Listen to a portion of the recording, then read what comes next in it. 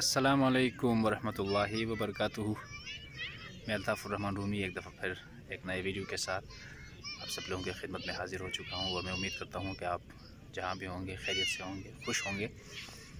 आज हम एक दफ़ा फिर स्टमरिंग या स्टटरिंग की जो सो काजेज़ होते हैं, जो इसके फंडामेंटल रीज़न्स होते हैं, जिनकी बुनियाद पर एक इंसान हकलाता है, फिर वो स्टमरर बन जाता है, वो प्रॉपर्ली बात नहीं कर सकता दूसरे नॉर्मल लोगों की तरह। तो इसके बेसिक काजेज़ क्या होती हैं, तो इनके बारे में आज हम बात करेंगे। मैं हस्ब मामूल एक दफ़ा फिर आप लोगों से मैं मुआफ़ी इसलिए चाहता हूँ कि मैं प्रिसाइज़ली वीडियो नहीं कर पा रहा हूँ आप लोगों के लिए, कुछ मसरूफ़ियात की वजह से। और मैं कोशिश करूँगा जितना भी मुझे टाइम मिले मैं अपने व्यूज़ और अपने ऑब्ज़र्वेशंस जो कि मैंने फ़ील किए हैं अपनी ज़िंदगी में आप लोगों के साथ ज़रूर शेयर करूँगा। और मुझे खुशी होगी अगर किसी को मेरी एक छोटी सी बात के ऊपर, एक मशवरे के ऊपर, स्टमरिंग के हवाले से, अच्छा ये वीडियो जर्नल नहीं है सब लोगों के लिए, ये सिर्फ़ उन लोगों के लिए जो हकलापन का शिकार हैं। और मोस्ट अनफॉर्चुनेटली यहाँ पर हमारे मुल्क में तो स्टमरिंग के बारे में इंफॉर्मेशन बहुत ही कम है। यहाँ तो डॉक्टर्स, जो हमारे डॉक्टर्स हैं, वो भी इसके बारे में प्रॉपर्ली नहीं समझते हैं कि इसके बेसिक काजेज़ क्या है, ये क्यों हो जाती है और इसका फिर इलाज क्या है, इसका सदबाब क्या है, ये लोग नहीं समझते। और एक NGO के जो सर्वे है उसके मुताबिक पाकिस्तान में 7 मिलियन पीपल और स्टमरर और 70 लाख लोग अगर एक मुल्क की आबादी का हकलापन के जो शिकार लोग होते हैं उनके ऊपर मुश्तमिल हो, फिर तो प्रॉब्लम है। ये तो मसला है। 70 लाख लोग, दुनिया में बहुत सारे ऐसे ममालिक हैं जिनकी टोटल आबादी कुल मिलाकर 70 लाख नहीं है, इससे छोटे छोटे ममालिक हैं। तो अगर वो मतलब ये है कि पूरे मुल्क के लोग हकलाते हैं क्या, और इतने बड़े तादाद में लोगों को सिस्टम से बाहर रख के उनकी तरफ अहमियत ना देकर हुकूमत चलाना या गवर्नेंस सिस्टम चलाना नाइंसाफ़ी है। क्योंकि ये स्टमरर भी जो हैं ये इस मुल्क के ही उतने ही शहरी हैं जितने हम सब हैं। उनके भी हेल्थ के हवाले से, एजुकेशन के हवाले से उनके जितने हुकूक़ हैं स्टमरर्स की, इतने ही हुकूक़ जितने लोगों के हैं स्टमरर्स के भी इतने होना चाहिए ज़रूर, वरना तो ये बहुत सख्त नाइंसाफ़ी है। क्योंकि एक आदमी पूरी ज़िंदगी सब कुछ समझने के बावजूद वो बोल नहीं पा रहा सिर्फ। अब वो बोल क्यों नहीं पा रहा है, इसी के ऊपर हम आज यहाँ पर बात करते हैं कि इसके पीछे जो फंडामेंटल रीज़न है, जो बहुत ही लॉजिकल रीज़न है जिसकी वजह से इंसान स्टमरर बन जाती है, वो है हौसला, हिम्मत, ख़ुद एतमादी, ठीक है ना, और सेल्फ़ कॉन्फिडेंस। ये सारी चीज़ें जो है ना बेसिकली एक ही चीज़ है, हिम्मत है, हौसला है। तो ये अगर इंसान अपनी ज़िंदगी से हटाए कि भाई देखो अल्लाह ने जिस तरह मुझे 2 हाथ दी है और उन दोनों हाथों को मैं प्रॉपर्ली यूटिलाइज़ करके अपने रोज़मर्रा ज़िंदगी के जो मामलात हैं उनको मैं आगे लेकर जाता हूँ, मैं क्योंकि मेरे पास 2 हाथ है और अल्लाह ने मुझे आँखें दी हैं जो कि देख सकते हैं, मैं देख पा रहा हूँ चीज़ों को, मुझे अल्लाह ने कान दी है जिनसे मैं सुनता हूँ।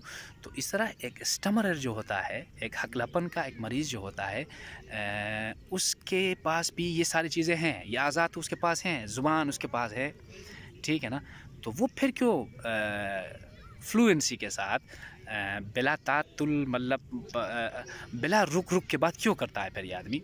तो इसके पीछे क्या रीज़न है, हिम्मत, ठीक है ना। हिम्मत अगर आप के अंदर ना हो तो आप कुछ भी नहीं कर सकते। इसकी मैं एक छोटी सी मिसाल यहाँ पर देना ये चाहूँगा कि for example you have a very good land cruiser, 4x4 land cruiser, और आप सफ़र करके किसी एक इलाके की तरफ जा रहे हैं। तो कहीं एक जगह के अंदर जाके आपको सामना करना है एक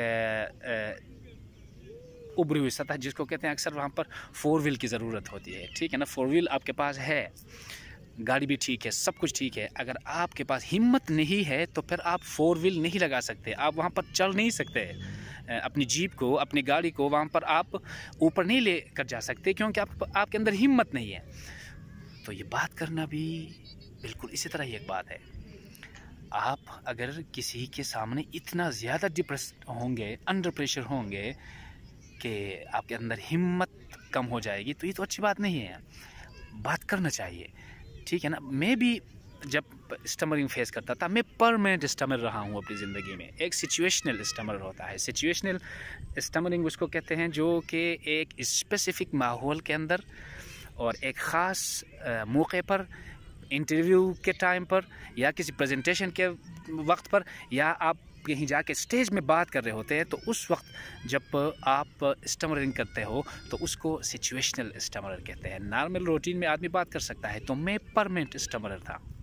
सिचुएशनल नहीं, परमानेंट। परमानेंट का मतलब होता है कि हर बातों के अंदर मुझे रुकना पड़ता था और मेरी फ्लुएंसी ख़त्म हो जाती थी और मैं अपनी बात को पूरा नहीं कर पा रहा था उस वक़्त।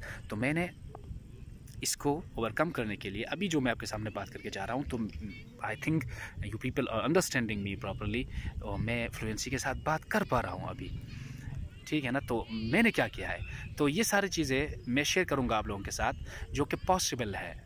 हाँ, ये नहीं हो सकता कि आपने जाके किसी हॉस्पिटल में जाके बाकायदा एक डॉक्टर से अपॉइंटमेंट लेके, जो कि न्यूरोसर्जन हो, ENT स्पेशलिस्ट हो, न्यूरोफिजिशियन हो या मेडिकल स्पेशलिस्ट हो। अलबत्ता इस बीमारी के अंदर साइकोलॉजिस्ट या साइकियाट्रिस्ट का एक प्रॉपर रोल है, बिल्कुल है, पर इसके लिए किसी ऑपरेशन की ज़रूरत नहीं है कि आपकी ज़ुबान को स्पीच थेरापी से ठीक किया जा सकता है। नहीं नहीं नहीं, ये बिल्कुल यहाँ पर मैं इस बात को डिनाई करता हूँ, और I have solid proof and evidence that it never requires an operation.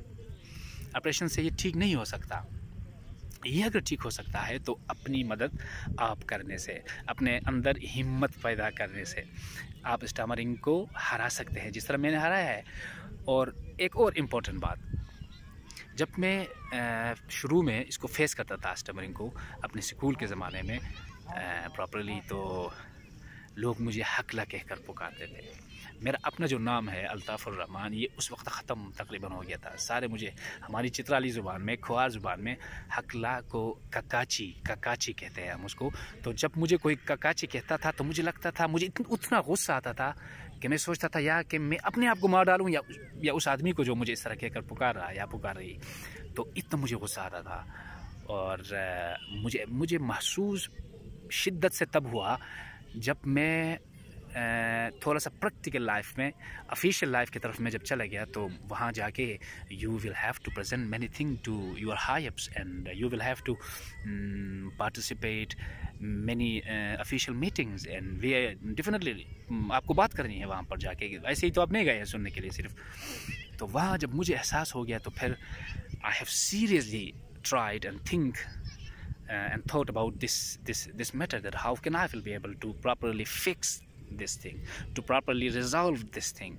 तो आसान नहीं है, ये मैं आप लोगों को बता दूं, क्योंकि आप 10, 15, 20, 25 साल एक आदत आपकी ज़िंदगी में सरायत कर गई है मुकम्मल, और आप आदी बन चुके हैं इस तरह के तर्ज़ बात करने का, जो तर्ज़ है उसके साथ आप एडजस्ट हो चुके हैं। तो उसको रिमूव करने के लिए टाइम तो लगेगा। जिस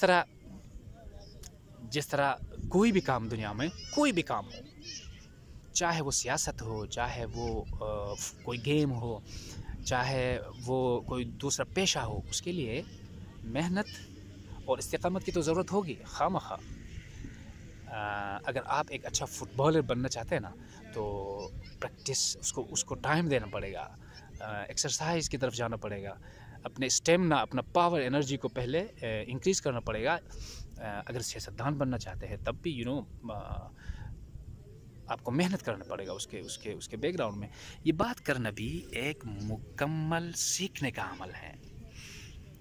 इसे आदमी सीखता है ना इस चीज़ को, और सीखने के लिए आपको उसके अंदर जो बात करने के अलग अलग अंदाज जो होते हैं, ये बात सिर्फ स्टमरर के लिए है, ये नॉर्मल लोगों के लिए नहीं है। और मुझे पूरा यकीन है, एक आदमी जो स्टमरर नहीं है, वो स्टमरर की तकलीफ़ की जो शिद्दत है उसको नहीं वो एहसास कर सकता, क्योंकि वो स्टमरर नहीं है।